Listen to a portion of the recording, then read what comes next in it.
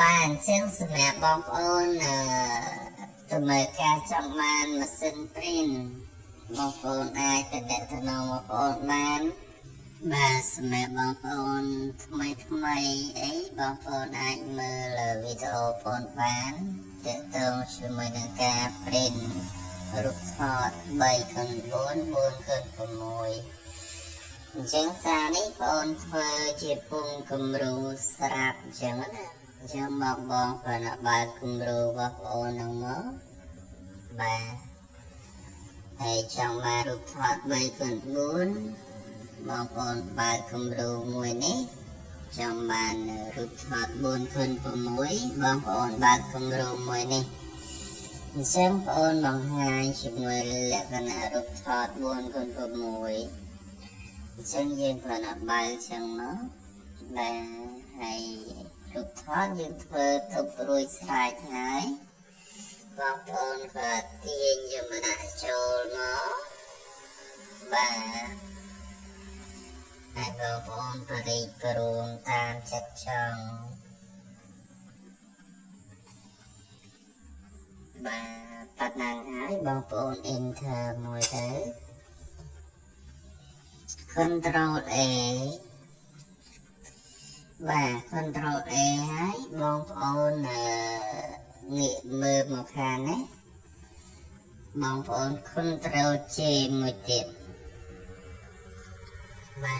ទ layer នឹងមួយទៀតបងប្អូនចាប់ឲ្យជាប់ទាញយកមកដាក់នៅក្នុងគំរូរបស់យើងបាទអញ្ចឹងបងប្អូនស្រឡាញ់ប៉ុណ្ណាបងប្អូនទីណាប៉ុណ្ណឹងណាប៉ុន្តែពុំគំរូនេះ8ស្លាកលក្ខណៈ10x15មកដល់ចំណុចទៅហ្នឹងបងប្អូនចុច Alt ឲ្យជាប់rồi hếtបងប្អូនទាញមកមុខមកចុចឲ្យជាប់ទាញមកមុខមកបាទបងប្អូនស្រឡាញ់លេខប្រមាណបងប្អូនយកប៉ុណ្ណឹងទៅ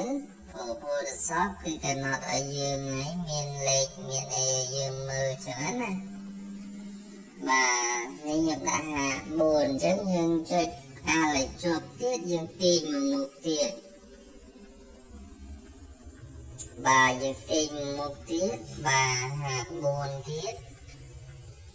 rồiហើយយើងទាញមកមុខទៀត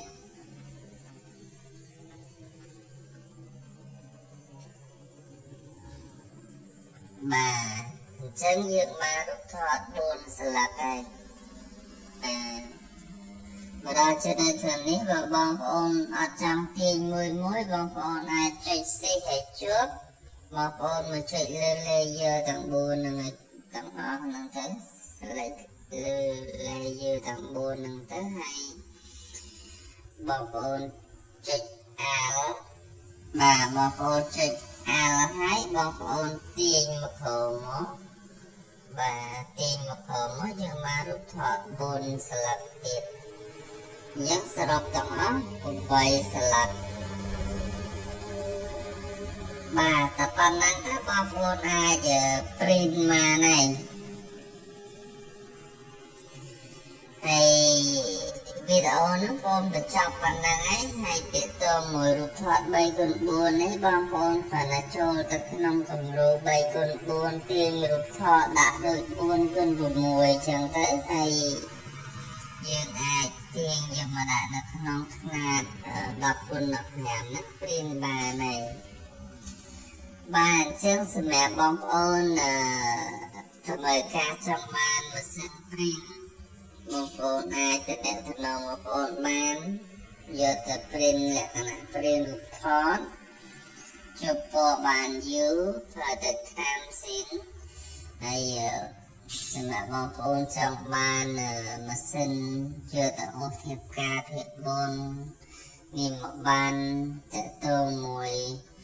បានរសារខិនជើងផ្សេងអីបងប្អូនអាចទៅដាក់ទៅនៅបងប្អូនបានលេខ Telegram បងប្អូន092 53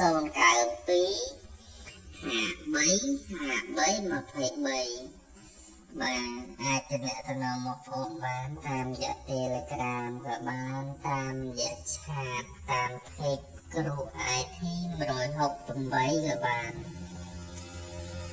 បាទវីដេអូបងបញ្ចប់ប៉ុណ្ណឹងហើយ